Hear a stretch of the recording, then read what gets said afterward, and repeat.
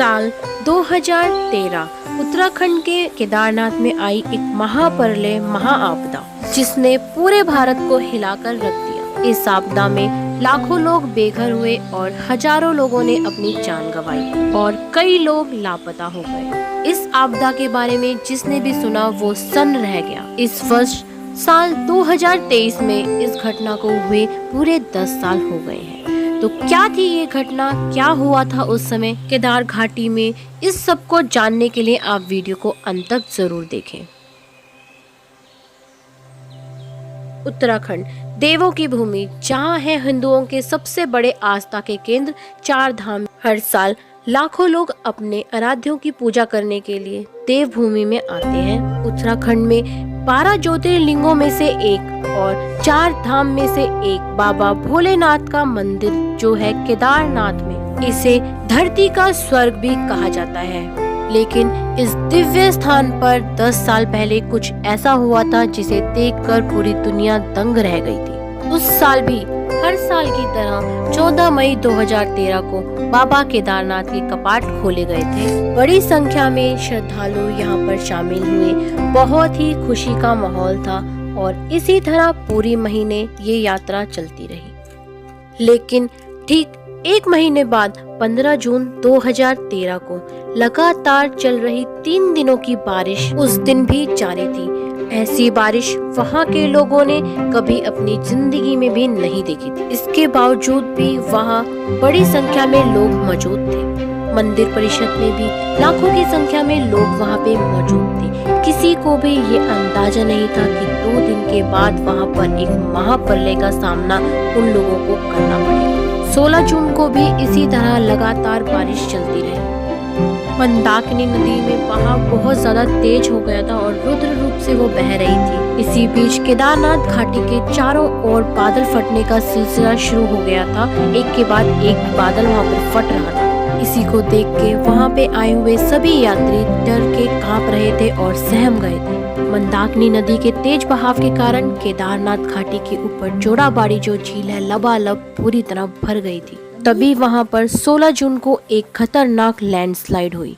ये लैंडस्लाइड इतनी खतरनाक थी कि पूरे केदारनाथ में हाहाकार मच गई और लोग अपनी जान बचाने के लिए इधर उधर भागने लगे, जिससे पूरे केदारनाथ में हबड़ा तबड़ी मच गई। 16 जून को इतना ज्यादा पानी बरसा था कि पूरा ही पहाड़ हिल चुका था। रात भर लोग डर के मारे कांप उठे थे। लेकिन वो तो महाप्रलय का एक नमूना ही था। अगले दिन जो प्रलय थी वो उनका इंतजार कर रही। केदारनाथ जहां ऐसा मंजर लोगों ने अपनी पूरी जिंदगी में कभी नहीं देखा था। मंदाकिनी नदी बहुत खतरनाक तरीके से रौद्र रूप से बह रही। रात को ही कई लोग इसी तूफान में बह गए थे और जो बचे थे वो लोग अपनी जान के लिए इधर उधर भाग रहे थे। लेकिन उन्हें इस बात का अंदाजा भी नहीं था कि अगले दिन तो उनके लिए बहुत ज्यादा खतरनाक होने वाली है। और फिर आई 17 जून की वो काली सुबह जिसने केदारनाथ का पूरा ही हुलिया बदल के रख दिया। लगातार हो रही भारी बारिश की वजह से जोड़ाबाड़ी का एक हिस्सा प्रचंड रूप से फटकर केदारनाथ घाटी की ओर आने लगा। पानी का रूप इतना प्रचंड था कि वो बहुत तेज रफ्तार से 40 किलोमीटर प्रति घंटा की रूप से रफ्तार से आने लगा। लहरें अपने साथ भारी मात्रा में मलबा ला रही थी और लहरों के बीच में जो भी आ रहा था उसे घसीटते वो आगे बढ़ती जा रही थी। इस तरह इन लहरों ने पूरे केदार घाटी में त्राही त्राही मचा दी और चारों ओर जल का सैलाब आ गया।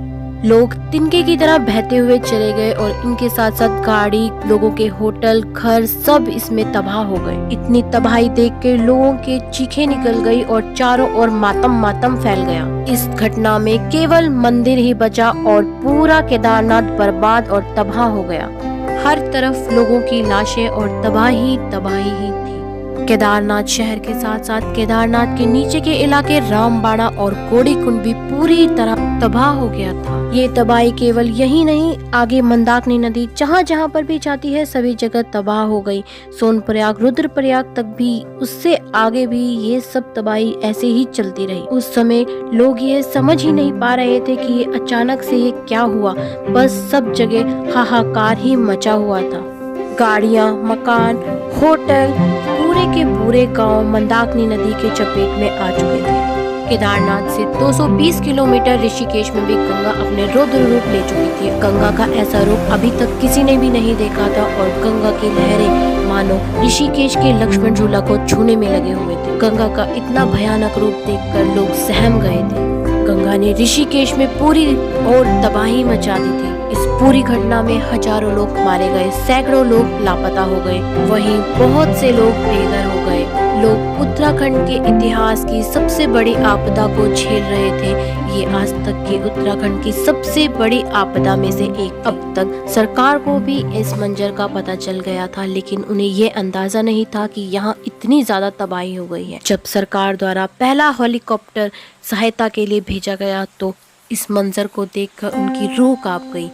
इसके बाद से ही आर्मी और एयरफोर्स के जवान यहाँ पर राहत कार्य के लिए आ गए और फिर शुरू हुआ भारत का सबसे बड़ा रेस्क्यू ऑपरेशन सूर्य होप, इसको नाम दिया गया। देश के जवानों ने रात दिन एक करके अपनी जान लगा के लोगों को बचाया और एक हफ्ते में वहां से बहुत से लोगों को बाहर निकाला। लेकिन उनके लिए ये बिल्कुल भी आसान नहीं था, क्योंकि सारी जगह तबाही हो रखी थी, सारे रास्ते बंद हो रखे थे और सब जगह मलबा आ रखा था। अब 10 साल हो गए हैं, केदारनाथ शहर अब फिर खड़ा हुआ है और भी सुंदर और भी सुरक्षित रूप में। दोस्तों, इस आपदा से हमें एक शिक्षा भी मिलती है कि हमें प्रकृति से ज्यादा छेड़छाड़ नहीं करनी चाहिए, उसे अपने रूप में ही बने रहना चाहिए। मंदाकिनी नदी पे जरूरत से ज्यादा अतिक्रमण भी केदारनाथ आपदा का एक बहुत बड़ा कारण रहा है। अगर हम प्रकृति से जरूरत से ज्यादा छेड़छाड़ करेंगे तो उसका खामियाजा हमें ही भुगतना पड़ेगा।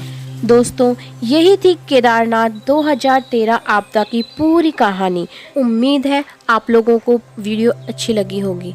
दोस्तों, इसी तरह की वीडियोस देखने के लिए मेरे चैनल को सब्सक्राइब करें, वीडियो पसंद आई तो लाइक करें और शेयर करें ताकि और लोग भी ये वीडियो देख सकें। मिलते हैं नई वीडियो में नई जानकारी के साथ। तब तक के लिए जय महादेव, जय मां गंगे।